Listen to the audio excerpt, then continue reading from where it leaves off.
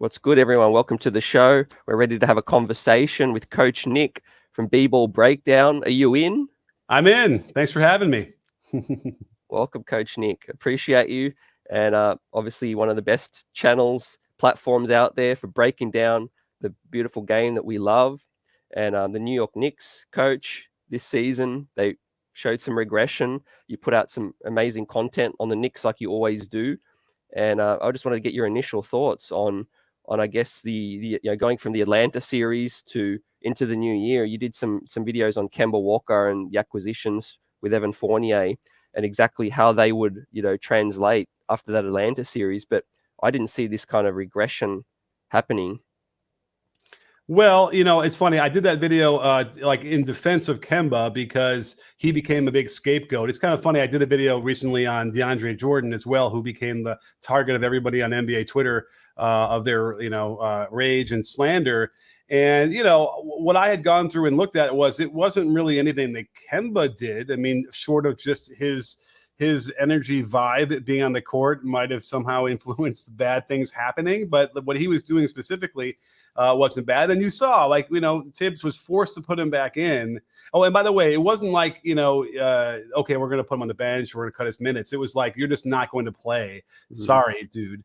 That doesn't normally happen to starters or people in Kemba's position who played that long. So, so I don't even know if I was vindicated because, after a few more games when he came back and he was playing better and the Knicks seemed to be playing better, they got back to the normal baseline ways, which was not great either.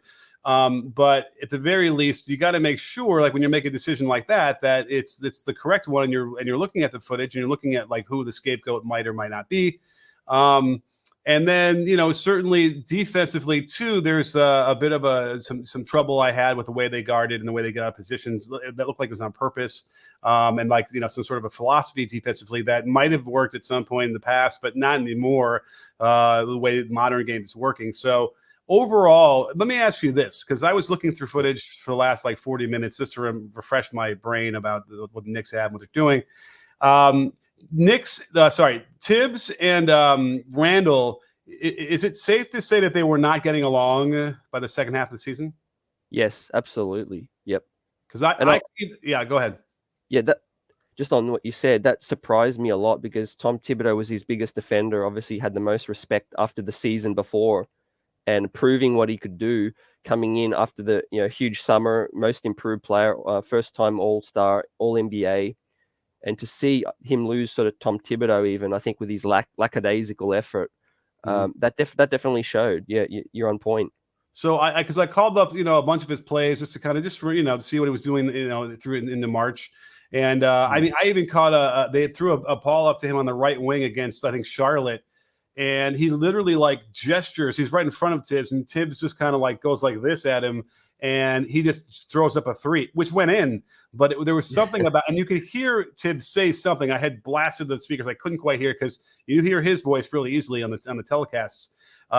So in the middle of games, man, it was already coming out, and he just, that just not, it doesn't work when you're head coach and then your best player, your best scorer, whatever, are getting along as poorly as that. And, quite frankly, I don't think anyone was surprised. I don't think I was, based on, the way that the Knicks or the way that Randall generated his offense was, really tough shots, long twos, doesn't really beat anybody off the dribble, doesn't really elevate and finish when he does get near the basket. His three-point shooting was elite for that last year, which was encouraging because you think, okay, that's a thing he can sustain. But man, that probably was a fluke, I suppose. And I don't know if he's gonna be able to recreate that. But then again, something about that great season he had and all the accolades you mentioned, I think put him in a mind frame where he felt like he was a lot better than he really was. And those lead to shots that don't go in so much. I mean, I just did a quick search on StatHead. I was curious. He scored a little over 20 points a game and shot less than 42%. You know how many players have done that in the league in the last 40 years? 3. Well, it's a little bit more. There's 33 players who played more than 60 games in a year who scored 20 a game and then also shot below 42%. And if you look at it by season, what's interesting is at the very top, James Harden did it this year as well. Fred VanVleet did it this year. And then there's Julius Randle, but guess who's number 4 on this list? RJ Barrett. So now you have 2 players doing something that is extremely rare on the bad side as far as inefficiency. And I don't see how anybody would have coached. Red Auerbach could have come out of the grave and not had a lot of success with this team. Yeah, absolutely. And I think the success last season was built on the season before last was built on the defensive end. It was a throwback to the 90s. That was their identity. They were holding teams under 85 points regularly, and I think that's what basically got them a lot of wins. Julius was a career year, but that sort of took the shine away from the defense. I found they lost Reggie Bullock, they lost Elfrid Payton. Those guys gave it their all, and they could have been replaced, I feel. But the schemes, the fans had a lot of issues with the schemes, coach, offensively and defensively. The isolation was at the top of the list. Sitting there with Julius Randle dribbling the basketball, dribbling the air out of it, and that wasn't helpful at all. Yeah, and that could also be a big reason why Thibs is upset with Randle, and Randle wouldn't change. Thibs has never been much of a great offensive coach. The things he runs are, you'll see a lot of horns. I went through the game in March where they had their highest offensive rating against the Heat. I mean, they had higher offensive ratings against other teams that were all really, really bad in the league. So I said, okay, let's look at a good team. And there's a March something game against the Heat, and I wanted to watch that game to see what were they running on offense. Why was it so good then? And that was Randle on the bench. He wasn't playing. That was Derrick Rose wasn't playing. It started out really badly anyway. I'm like, how can this be? Their offensive rating be so high? But I got to tell you, what changes in that game, for instance, is Emmanuel Quickley checks in and just starts to break the defense down and throw lasers across the court for open shots. May or may not have even gone in, but there's just no question that from the guard position, when this guy comes in, this is what they've been missing the whole time. Burks doesn't do that. Rose doesn't even do it the way Quickley does, especially with the explosion. And I know that there's always concerns about him being young and getting out of control and not making good decisions. But I don't know. From what I saw this year, it feels like he's getting over those issues. And anything short of him starting and playing 30 minutes a game seems a little bit strange to me at this point, especially with the way the season went. Yeah, you hit on that, and he's you would have noticed his cohesion with Obi Toppin. Those two are the backdoor lob threat, the pick and roll, and that was another issue, Coach. I didn't see enough pick and roll. The New York Knicks don't have great screen setters outside of Taj Gibson, who we don't really want to see a lot of minutes from, and Jericho Sims, the young rookie center. Yeah, he and Sims, I hadn't really seen much at all of him. He came on in the last bit of the season. But he was in this game. I was watching it, and he's really energetic. He's all over the place. He's 6'10" and strong and big. So, yes. But Mitchell Robinson's kind of big. And I know he likes to set the screen where he kind of just puts his hands out and then hopes to touch the guy and then rolls kind of. But, and then again, as a guy who likes what the Warriors do, they don't necessarily run a ton of ball screens either. But, it's funny. I'm doing a video right now on the Heat offense.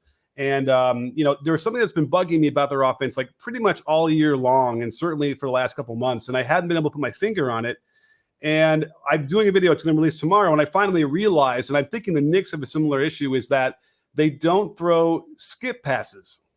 Now, if you look at the way offense should be run in today's game, the goal of an offense, you're talking about 5-man, motion offense, is you want to be able to create an advantage and by forcing a closeout and then attacking the closeout on the catch. And one of the best ways to create closeouts is to skip the ball. And the best teams do that. They throw the ball from the guard spot to the corners. They throw the ball from the wing to the wing. And it really creates a scramble because most defenses want to load up on the strong side as much as possible. I would suspect if I did a whole season-long analysis on the Knicks, we wouldn't see a lot of that. And it's interesting because with the Heat, for instance, I wonder if it's a coaching thing. Like that's their philosophy. They're scared of those passes. I don't know. But then you watch the Celtics, for instance, absolutely light them up last night. And they were just throwing beautiful skip passes. Even when they didn't score, it was creating, the great shots out of the closeouts.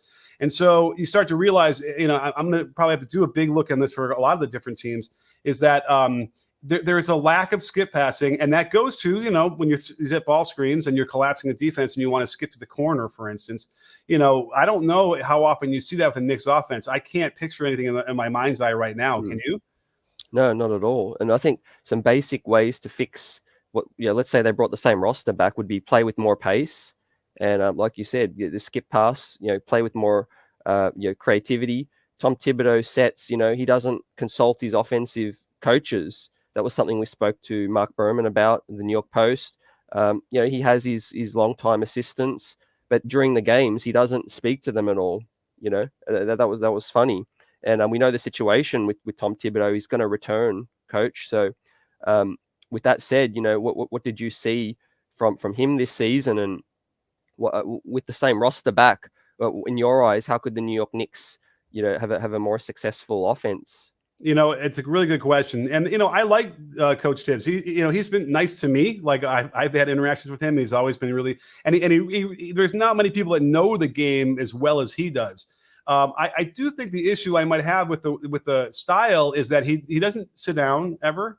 And I actually just tweeted this out watching it. It's like, I think that there are times as a coach at all levels where you should just sit down and let the players sort of have their own piece in their own space on the floor and let them know that they're the ones who have the ball and are creating these things.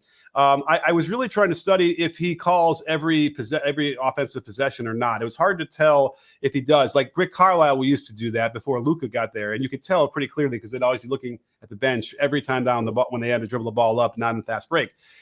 It looks like that is the case for a lot of it, which is, also I didn't do that in high school level. I wouldn't do that. Yeah. And yet he is so controlling over that. And you're right. When he's standing up and he's always very close to the midcourt, so he's nowhere near the assistants. It's not like they can lean over and say something in his ear. So, I would, those are the things that would really help. But so part of the problem he's going to have is with personnel, right?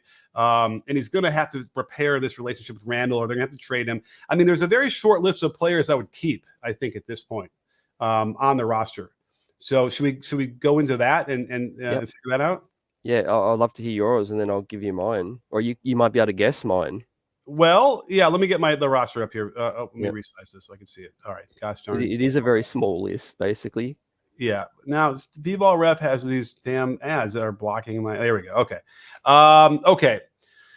Let's list this in terms of games. I was starting to think about this, but here's the only people I would probably end up keeping. And I have no idea about contracts, all that stuff. So you can I always, tune that out to the most part. But here's what I like: Emmanuel Quickley, Mitchell Robinson, Obi Toppin. I don't know. I think everybody else would be up. Honestly. Anybody else? Who am I missing that you think they should keep? No, RJ Barrett. Okay, you want to talk about RJ? So I've given Knicks fans hopes over the years on RJ Barrett. I know you mentioned Mark Berman, who's a friend of the Breakdown, and we've spoken a lot about it, and he's been nice to share some of the videos. I did one on RJ. Well, I don't know what his time before. He talked about his inefficiency. Yeah, a lot. Yeah, but I did one. It was very positive because at age 21, and doing what he's doing then, like there's a progression that you can expect and whatever. But I've gotten burned on those too because sometimes like a guy like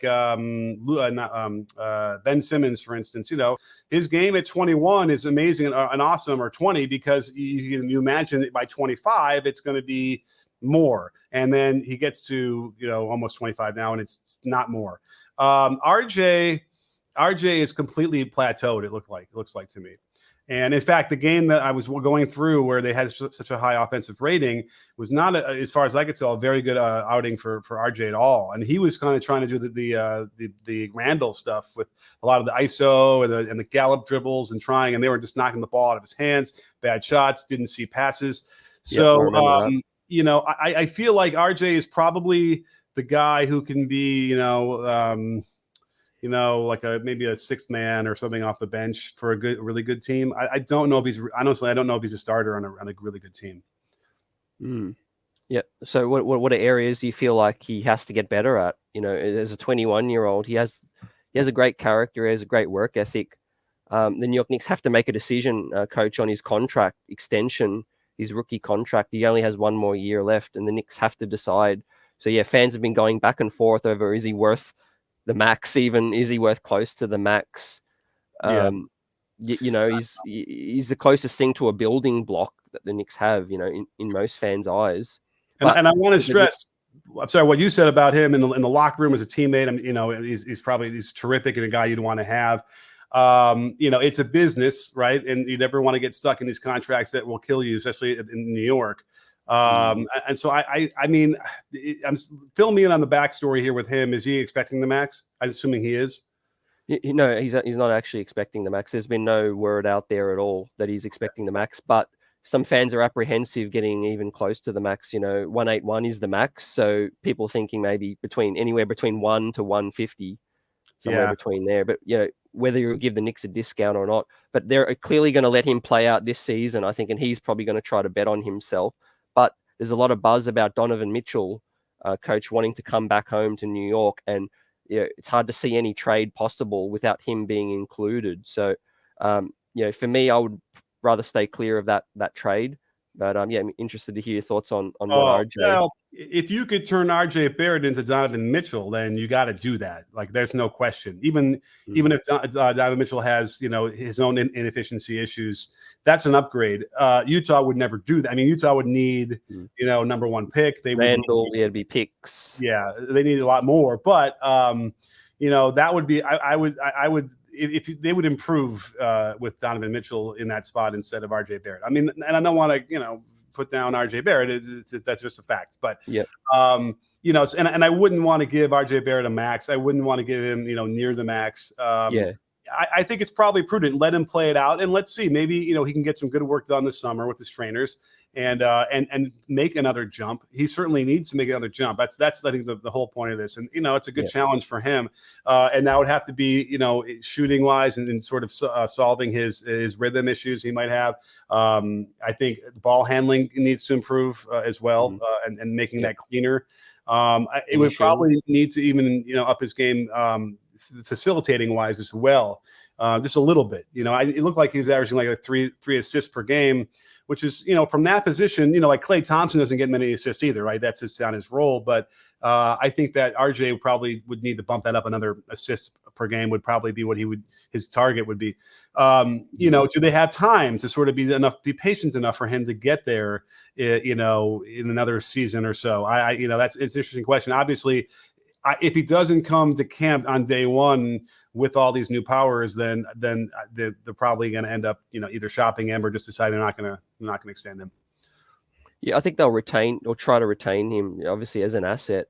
But who knows what the future may hold, because he was the highest draft pick since Porzingis. But interestingly, and some people bring this up, he wasn't Leon Rose's selection. He was a selection before this current regime. So they may not be married to him. If World Wide West and Leon Rose really want to bring in a CAA client in Donovan Mitchell, then it looked like RJ Barrett's name would be in that situation. That is an absolutely great point that goes overlooked a lot. If you're a coach and a new GM comes in, you should pretty much be prepared to get fired at some point, no matter what you do, because they're going to want their own people in there. And that's another example there with the players too. So I would not be surprised if they probably start to tear this thing down.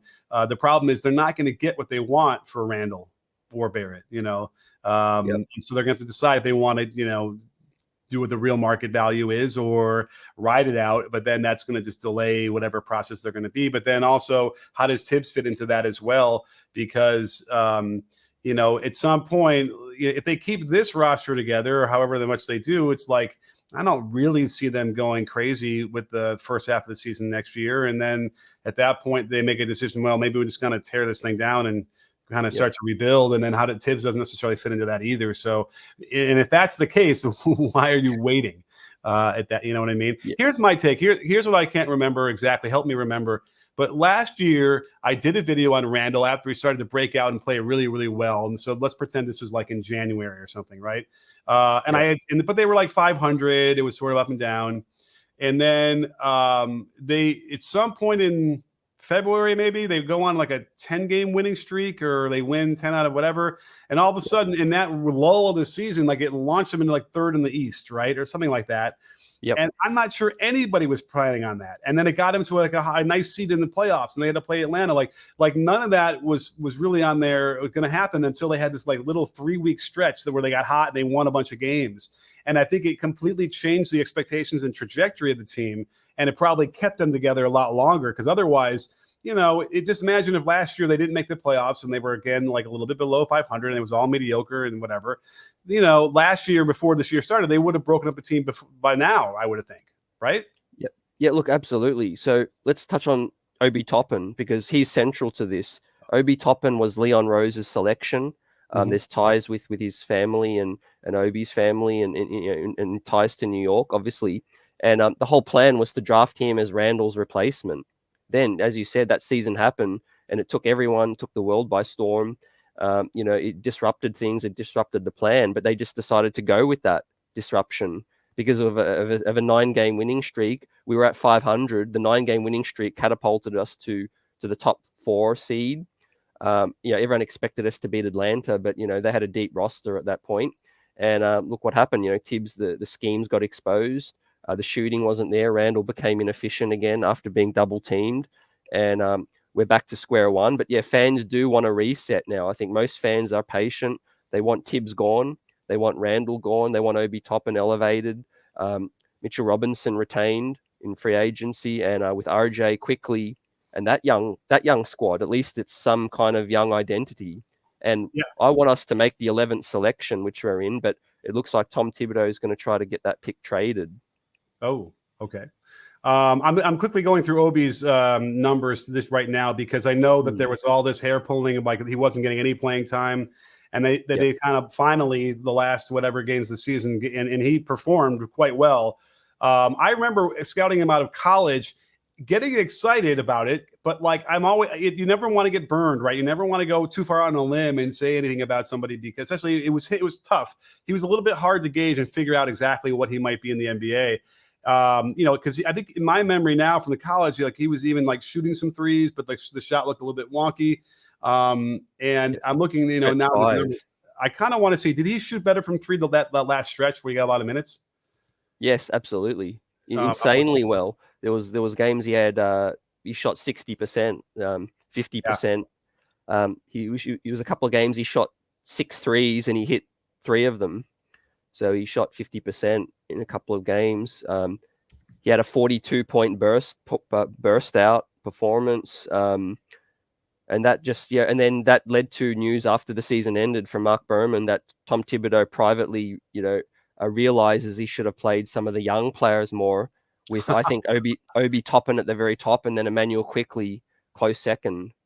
I think that tells you that he doesn't. Thibs is really good at tuning out the noise, because if he had just realized, like by the end of the season, that he should have done that, as if everyone hadn't been saying that anyway. That's bizarre. But we know that he doesn't like to play rookies and young guys. He likes to play, the Taj Gibsons, and the Alec Burks. That drove fans. The Alec Burks at point guard, that drove fans insane. It was 20-something games and nothing was changed, when Quickley was clearly the priority. Yeah. So Obi ended up the last 15 games of the season, shot 42% from 3 on almost 5 attempts. So, and the energy, right, and the defending that he can do. I mean, there's no question that guy. He just, when the season's over halfway through, it's like there should be nobody playing besides Mitchell Robinson, Obi Toppin, Emmanuel Quickley, Jericho Sims, and any of the other really young guys. Right, that's all they should have been playing the whole time. See what they have. Let them develop too, by the way, because that will just get you better quicker for the next year. So. Just very bizarre that they wanted to grind it out that way. And then, it's the nature of Thibs's, coaching style will also, I think, grate on a lot of players as well. So it's not necessarily surprising. Now, he's got a lot of players who I think who love him. for varying reasons. But at the very least, there's probably a few more optimal ways to try and communicate instead of like bellowing out every possession, every defensive possession, every offensive possession.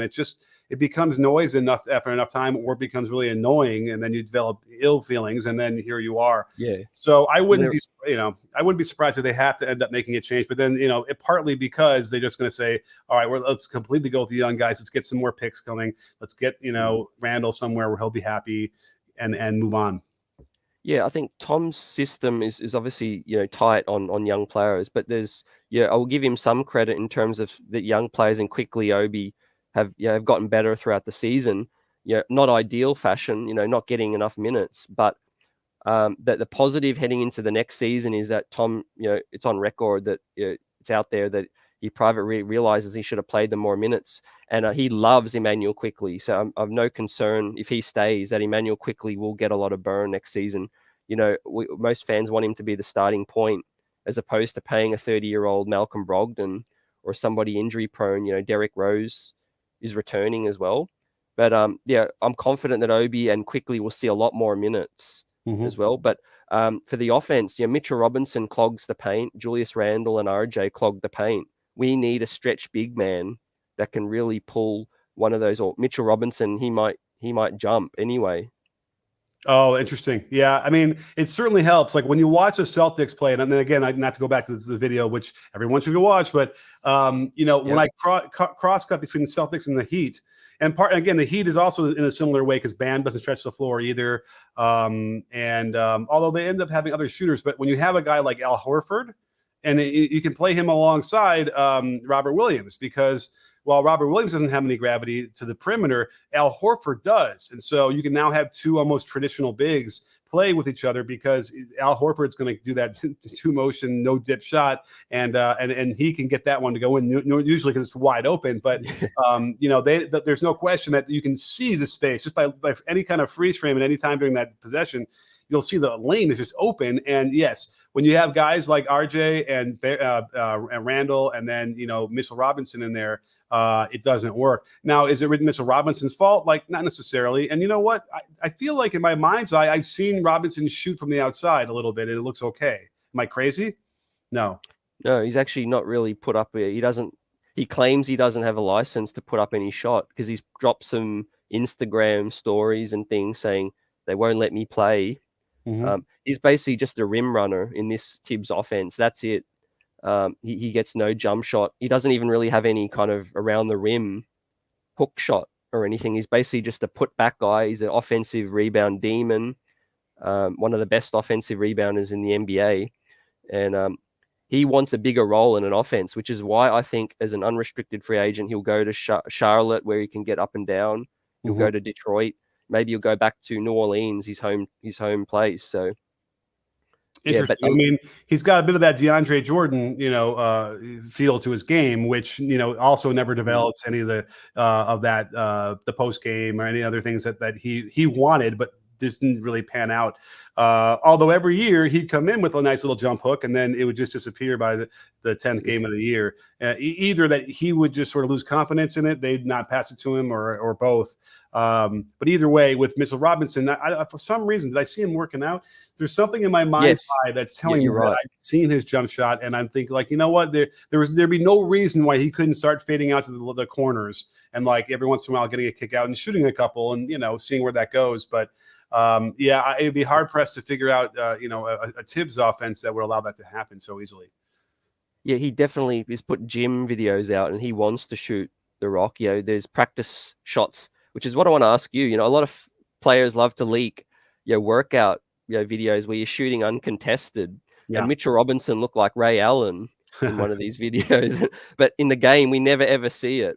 So what's your take on it? Obviously any NBA player is talented, but it's a whole different thing. Randall shot a crazy percentage in empty pandemic stadiums, and now he's struggling. So it's really just empty shots. Yeah, I think it's a thing. I've talked to NBA players who have talked about that in the sense that, in a gym without fans, some guys can shoot really well. And then when the pressure mounts with, even if it's home court fans, it's a different shot. And some guys cannot handle that. And I think we did see that bear out in the bubble.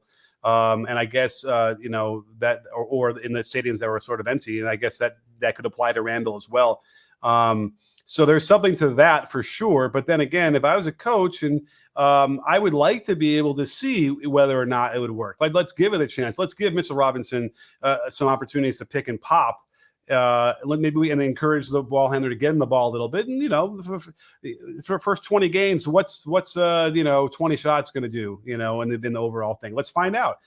There's no better way a lot of times to help a player realize what his shot selection should be than to let him take a few that go awry. That those speak a lot more volumes than any kind of yelling might do to get him to stop. So usually, I know I had a player or two who the ball slamming off the backboard didn't always have the kind of impression that you'd hope it would have on its own. Yeah.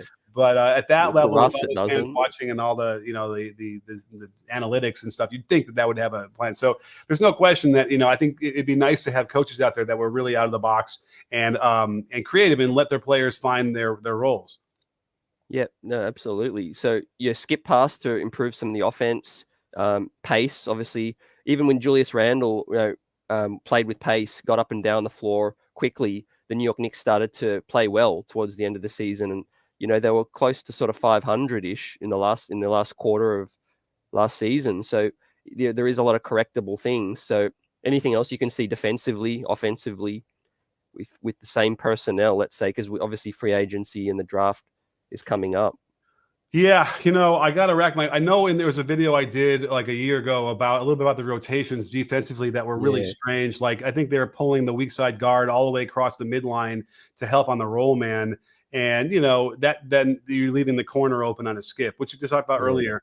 And we've seen other teams do this. So it's not like a Thibs thing. It's like it might even be a European thing or something that they kind of try to take over. But that doesn't work. It's much better to drop and contain and keep two guys on the pick and roll without having a third rotator to come over if you can, which, by the way, is sort of rooted in the ice defense that Thibs really kind of helped develop in the first place. So, I don't know if this roster, the way it's constructed, is, sometimes it's nice when you get enough defensive-minded players together anyway. They kind of help you independent of whatever the schemes you're running.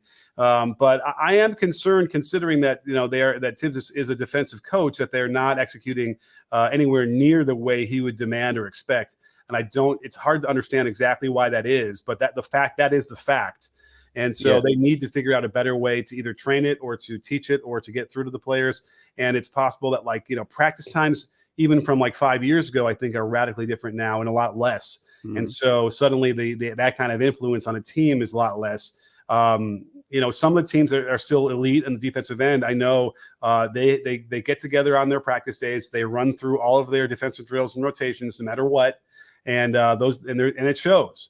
And sometimes the other teams, they're in a hurry. Oh, we got to fix our offense. We don't have time, whatever. And they don't get all that work done. And as a result, you'll see, rotations get all screwed up and guys not knowing where to be or wanting to be where they want to be. or they need to be. So that's a big, they need to, take a look at how they were teaching their defense and adjust. Yep, I think RJ Barrett was a wing, probably the best wing defender, and that was a lot of pressure on him.